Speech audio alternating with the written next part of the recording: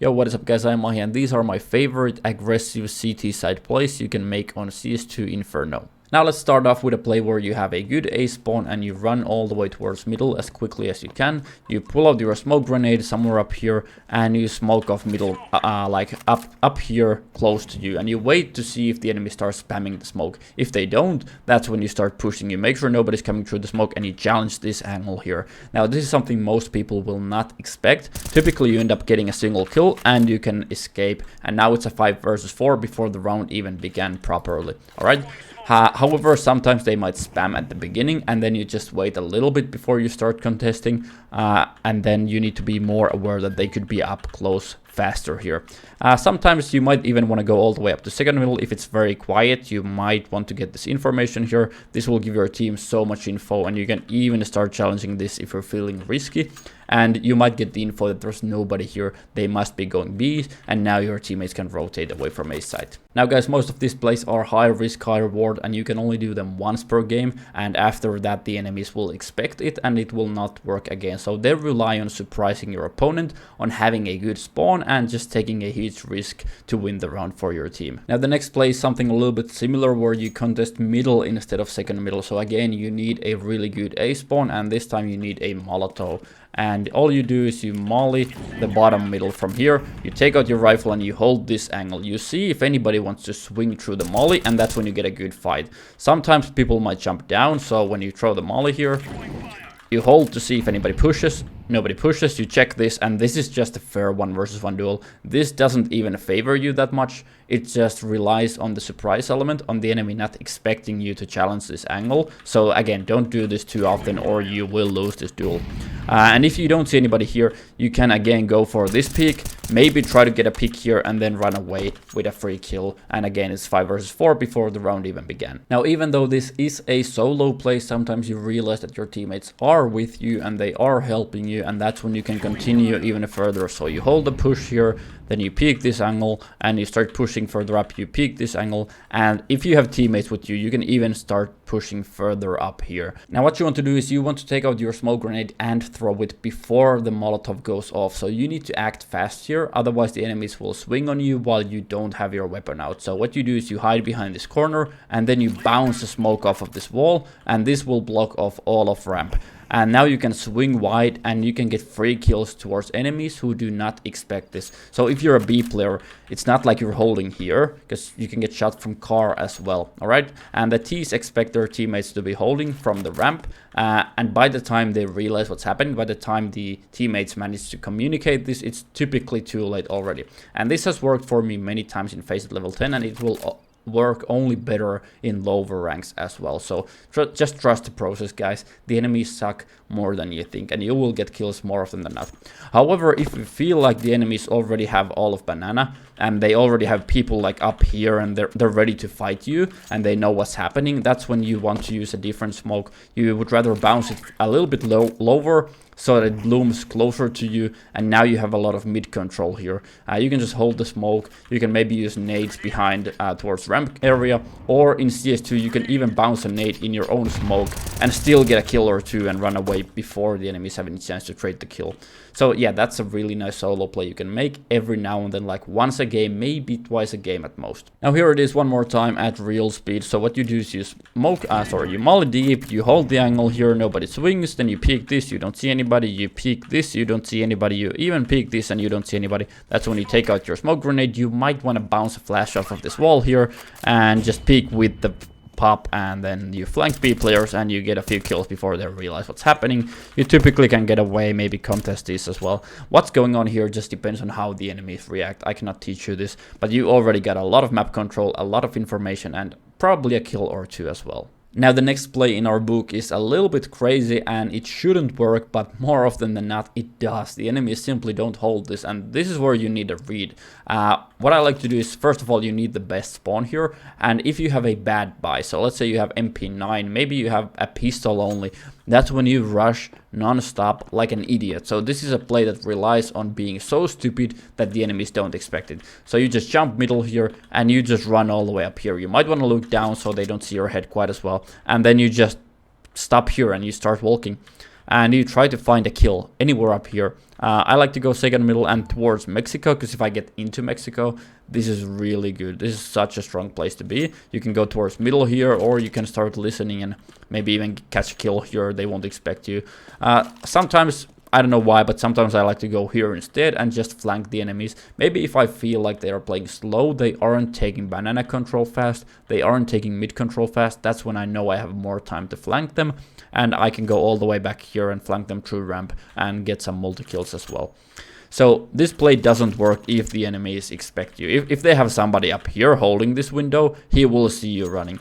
If they have anybody with a rifle all the way up here, you will probably die. Like, even if they have somebody with a rifle like here holding you, you will probably die. So this actually relies on them simply not holding you this one very specific round. And that's why you want to do it on pistol rounds, on MP9 rounds, when you already are at a disadvantage and you want to take these big risks which can turn the round upside down and win you a round you shouldn't win otherwise. Alright, the next play does require 2 people, but first of all, it's good to know just so you can counter it when you are AT, so you don't get killed by this play. But also, most of the time you have at least one nice teammate in your team, or a lot of you guys are playing with one friend at least. So I'm gonna show it anyways. It's a nice tool to have in your box. So what you do is, one of you with the better spawn, obviously, he starts running towards the apartments. And again, you jump here, or maybe you run so the enemy doesn't expect you to run this time, and you just go towards second middle and you kill anybody you see. You're ready to contest this area mainly, but before you do, you need to be aware of these angles up here, and only if you don't see anybody, that's when you push further up and you get a single kill and you run away as quickly as you can. And again, you just made the round 5 versus 4 before it even began. So what's special about this? Why do you need a teammate? Because doing this try is it's gonna get you killed most of the time. You need a flashbang here, and that's why you need one of your teammates, whoever has the worst spawn. He runs towards the vine area here, the old library, and he needs a flashbang, ideally 2. And he just flashes towards this window here, jump throws like this. And these flashes will pop above you, so you're peeking from this window and the flashes pop up here. So now any Ts who are pushing up here, they will get blinded by the flashbang pretty hard actually. And if there's anybody holding the window up here, he will get blinded as well, at least a little bit, and it will give you a minor advantage. Alright, now this is by no means a foolproof play. This does go wrong quite often actually, especially in CS2 where they raised the roof here, so the flashes don't work quite as effectively as they used to. However, it can still work especially well if you think the enemies have bad weapons, so maybe they have Tech 9s and whatever. They won't have a rifle holding you up here, instead they will have multiple people rushing here. You can even kill like 3 people before you run away here if they are properly blind and they have let's say Tech 9s or whatever. Now obviously this play will not work if the enemies like to molly this area here. So what I like to do to counter this play is I like to molly the other side of the apartments here and wait for their molly to go off, make sure nobody came through my molly, and now you can contest this angle. And even if you're feeling a little bit risky, you can even peek these angles. If you don't see anybody, you can even try and go find a pick here. Quite often you will find somebody trying to get up from here and you can peek on them, or maybe sometimes you will hear somebody running up and you can just get a kill here in the first place. Alright, now to avoid doing the same play over and over again, to counter the enemy molly which lands up here, what you can do is you can bounce your own molly off of this lamp here, and that's gonna block the room off, and this will allow you to fight this area. This will allow you to maybe peek the bridge here, and if you don't see anybody, you can know that they are not up here because you just mollied it. And again, you can start looking for peaks here if you are feeling a little bit risky. So these are risky plays and they might get you killed, but I think more often than not you end up winning with these plays. Now the final play we have towards the A side is through vine or library here, and you run as quickly as you can towards the balcony here, and you jump up through the car here. And you have 2 options. Either you can do what we did before and you just start walking here and you push, like hoping that they won't be holding you. This is a little bit slower play. You're not here quite as quickly. That's why I like to do it with an M4. It's still very risky, but it does have a really high reward. If you can get a kill here and know that this is all empty, the enemies will lose like sight of you. They will be afraid of flanks and whatever, and you can even leave completely and they will be left wondering where you went, so they will be afraid of a flank for the rest of the round.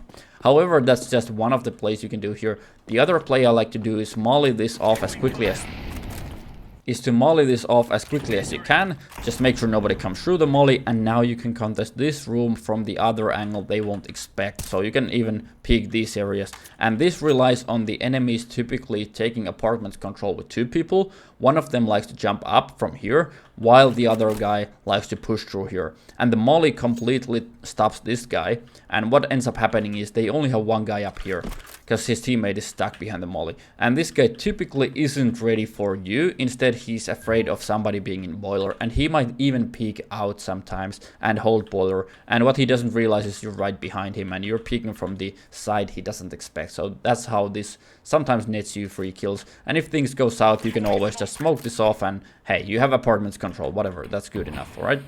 Now for B side, I don't have quite as many plays because it's more about team coordination and utility and smoke fights and whatever, but we still have a few options. So if you think the enemies are playing really slow and they have like 2 AVPs and they just like to camp in solo queue, whatever, that's when you can take banana solo. But if you think they might have a rush, maybe tech 9s, do not do this play. This will get you killed most certainly, alright? So what you do if you expect them to play slow and you want to take banana solo is you smoke deep here, and then you bounce a molly off of this pillar, and then you can bounce a flash off of this wall, and then you peek with the flash and you fight this area here, and then you clear logs next. The molly takes care of the left side, and the smoke obviously takes care of ramp. So what's left is this area and logs basically, and they both get blinded by your flash, which basically pops behind you, unless the guy is hugging the wall. But like at that point you just win the duel. He's most likely holding the push, and that's when he gets blinded. As well as somebody on logs. If anybody's holding you, they will get blind as well. So that's an effective play you can make solo if you think they are taking maybe 1 guy only on banana and he's taking it very slowly and they're not too coordinated and whatnot. Now the next play we have is taking banana late. So what you do is you stop the rush with a basic molly up here, and you don't see anybody, you don't hear anybody. That's when you can jump in formation maybe a little bit, and you don't see anybody. That's when you smoke deep and you use the same flashbang I just showed you, and you just YOLO clear this basically. I hate the word, but you get the idea.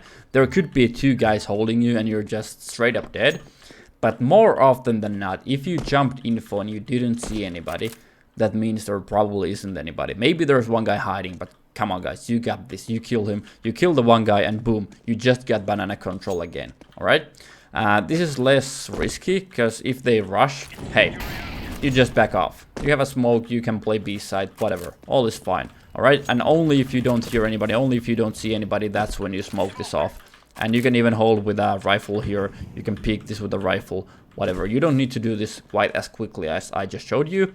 You can do this quite slowly. And both of these plays, the idea is that you get banana control, and what you can do afterwards is what really matters. So you have fast A flanks. Maybe you realize it's an A execute already, and you can flank before they realize what's happening, and maybe you catch the bomb guy here, and now they drop bomb middle, and suddenly you can drop into Mexico, and you can protect the bomb here, and that's gonna be super powerful, alright? The other option is you tell your teammate, hey, give me your smoke grenade. So this is already smoked off. And you tell your teammate, give me your smoke. He gives you his smoke grenade and you tell him, go A. Just go for A. I got this. I got B. And what you do is you just obviously hold the smoke as long as it's up. Maybe you can choose some stupid off angle like this here. Just hold. If they come through the smoke, you should get a kill or 2 and then back off towards the B side. But if the smoke fades here and you just start jumping in formation with the smoke grenade you have, either they go A and good, you have 4 teammates there. The enemies are running into a stack and you guys should win more often than not, or they decide to take B late, at which point you can just back off and you can smoke this off if they keep pushing, and you can call your teammate back, hey, come back to B, dude, and now you're 2B again, and basically there's no downside to this. All right, so those are the options you can do with banana control, and that's why the first 2 plays I showed you both help you get banana control in certain situations when the enemies are playing slowly, when they only have 1 banana. So don't try to take banana if they have 3 guys up there, then it's just suicide. But if you realize it's only 1 or none, then don't be afraid to take it. You need to take it to win the round. Now the last aggressive play we have is an AVP peek, and you have 2 options. You can either peek from the car, which is a little bit faster and you can get away faster. You can even smoke behind you and get into cover and whatnot. Let me get rid of the smoke here and reload my weapon. The other option is to peek close. This is a little bit slower. It takes you more time to run up here, and if they are up close and rushing, you probably won't get away alive. So this is better done if you think they are playing a little bit slower, and this is better done if you think they might be rushing you. Now, the thing I like to show here is how you can use utility to help this. So maybe you already went for one dry peek earlier in the game, and you think they have an AVP all the way back here holding you. That's when you can use a flashbang. Like, you throw a deep flashbang which blinds off the enemy AVP, and then you can peek and kill his teammate. Like, maybe his teammate is here or here, and his teammate thinks the AVP is holding him, when in reality he's blind. Another option is to molly close and stop any rushes, which gives you a little bit of space to peek. Another option is to flash a little bit closer, so maybe you can bounce a flash off of this wall again, and then you can fight this area while anybody up here should be blind. So yeah, those are some options. And if you think they are mollying a lot, you can bounce a smoke grenade off of this wall. It's gonna extinguish any mollies here, and now you can peek in front of the smoke and run away with the cover of the smoke. So yeah, that's also an option. If the smoke lands like this, you can actually learn to do it properly. You can even peek behind the smoke, although it's not quite as good of a one-way as it used to be in CSGO, but still you might catch somebody by surprise here. Alright. Now, the bonus play I have for CS2 is where you maybe molly this off at first, and then you smoke it off and whatever. You just make sure they don't rush you. And now, guys, remember to utilize your nades for kills as well. So you nade this and boom, you get a free pick, and you run away safely with the cover of your smoke, and you can even start holding the smoke again, alright? So remember to utilize your nades for smokes when doing these aggressive CT plays, especially with the AVP. Now, that's it for today. Those are the plays I had in mind, and I hope these will help you climb in your solo queue journey. They will not only make the situation 5 versus 4 more often than not, which obviously helps you win games, but even if you don't find anybody, these give you a lot of fast information. You can start doing fast flanks before the enemies even have a chance to execute.